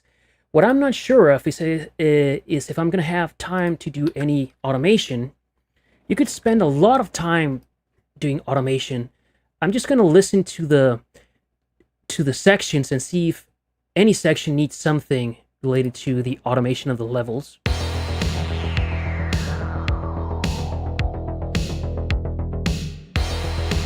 For example, here, okay, all right. The reso is too loud for my taste there.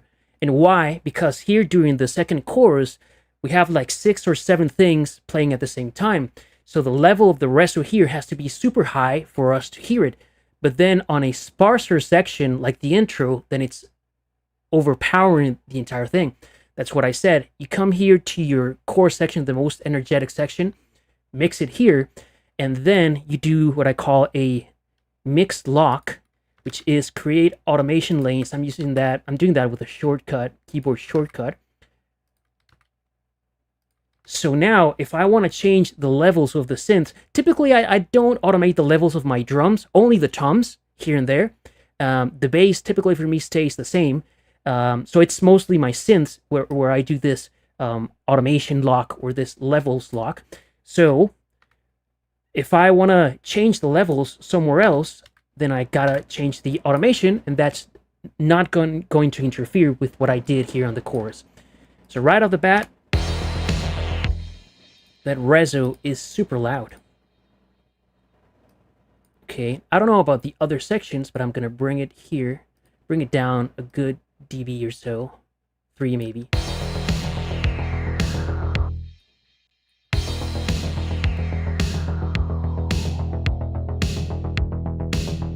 Possibly we'll have to tweak the level of the reso on every section. Hopefully not.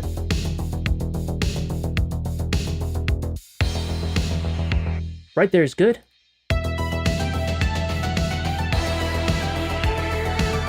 Here maybe just a little bit.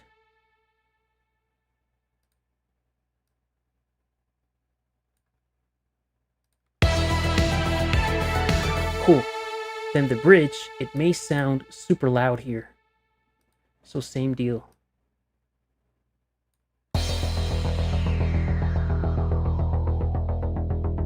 Nice. And possibly here too.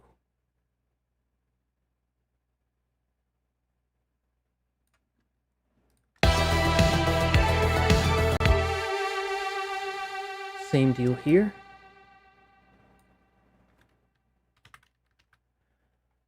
All right. Let's see if we have any other rogue elements that need automation.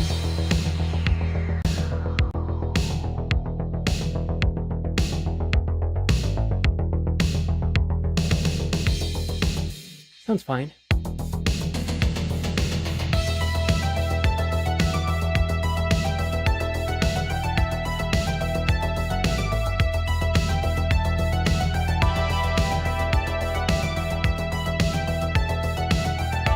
Because of frequency masking, I hear the ostinato keys just a little bit too loud here in the verse. And now this is the dance that we need to dance as we get towards the end of the mixing and arrangement stage. Much better.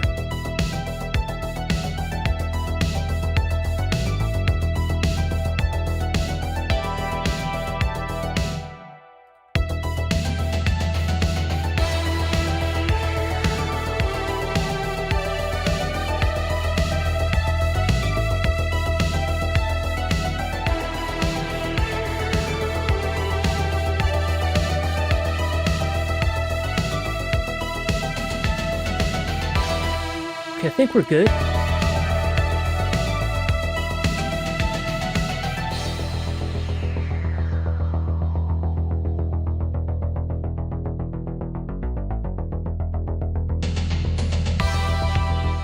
I feel here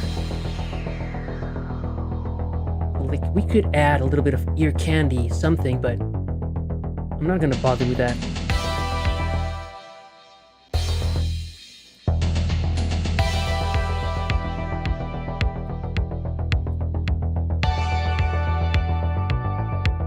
And for example, these chords, I could add a delay, a very long delay with a very long feedback just for this part, so we hear the chords like trailing away into the sunset.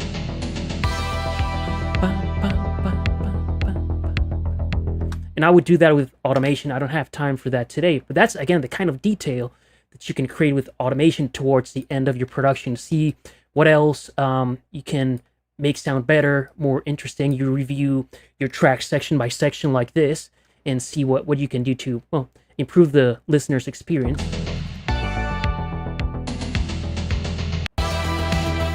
You know what? Does this thing even have a delay?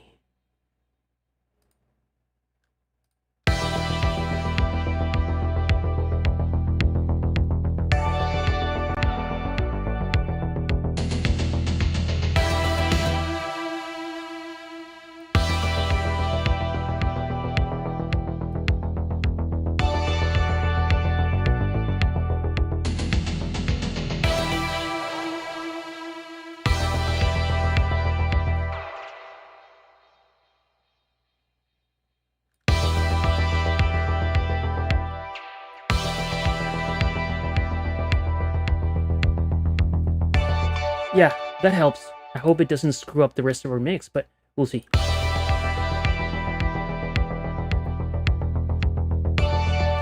You see, now I feel that the level is a little loud because of the delay. Wrong synth. So I'm not gonna bother with that kind of thing for now. Okay, I'm gonna bring the level this thing.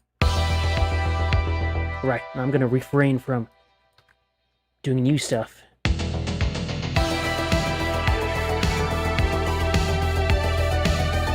Okay. I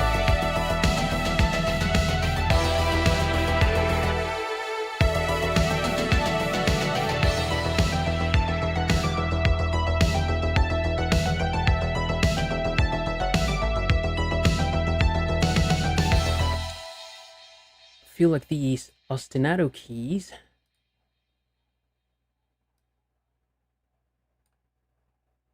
are a little loud.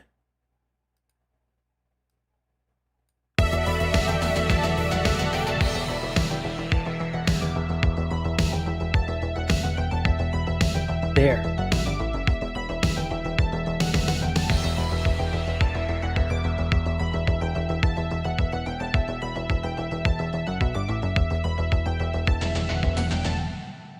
Awesome. All right, my friends, let's see any last minute notes or changes. Whoopsie daisy. Okay, cool.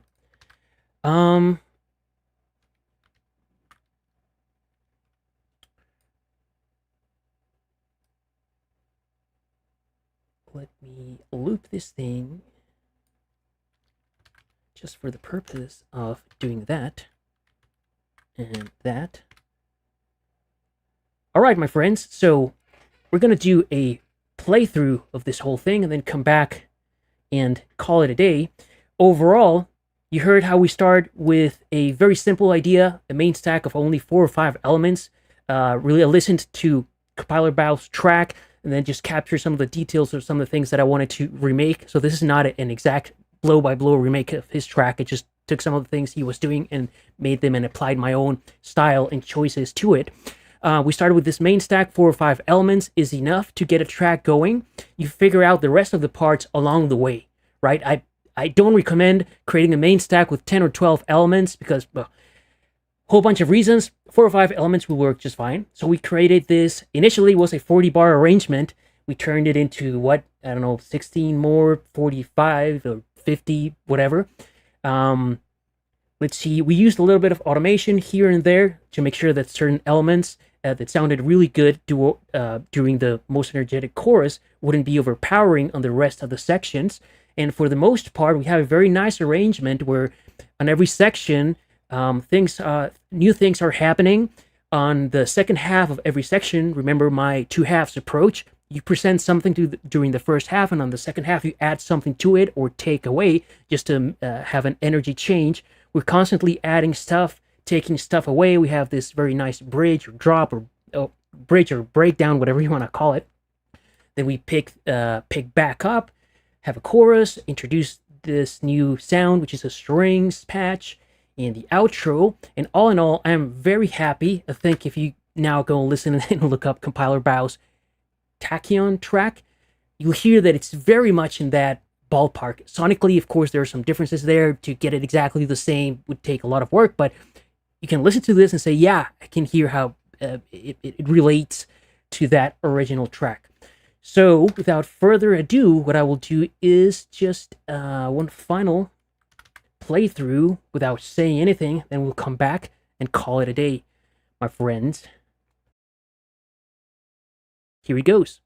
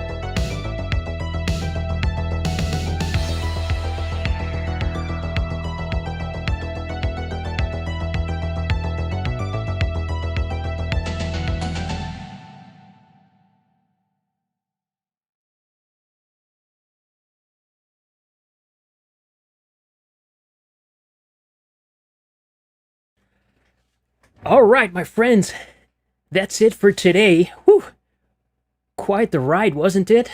If you weren't here from the beginning, you heard how we started with the wimpy drums and the bass line, and 2 hours later, we have this very cool arrangement, this very cool half track, I would say, with a very nice listener's journey built into it. I love doing this kind of stuff. I will see you next time, guys. Have a great rest of your day, afternoon, or evening. As always, let me know if you have any questions or comments. Feel free to join our Discord server, our tiny community where everyone's super encouraging and helping each other out to become the best synthwave producers we all can be. And without anything else, then, ciao, my friends. See you later, and keep synthwaving. Let's keep synthwave alive, my brochachos. It's been a pleasure. Bye.